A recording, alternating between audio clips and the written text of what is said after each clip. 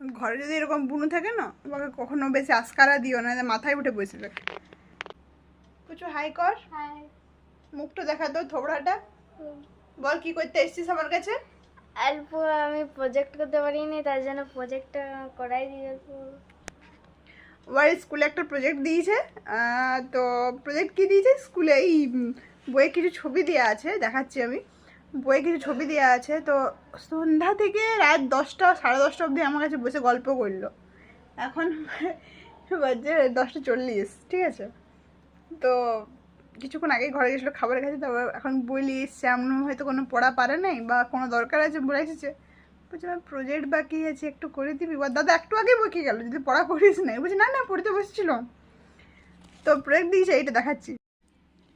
এই ছবিতে, এই বইয়ে যে ছবিগুলো দিয়েছে এগুলোই বানাতে বলছে পেপার দিয়ে, ঠিক আছে, নর্মাল ঘরের পেপার দিয়ে বানাতে বলেছে। তুই আমার কাছে এই পেপারগুলো নিয়ে এসেছে বানাবার জন্যে, তা আমি বানাইতে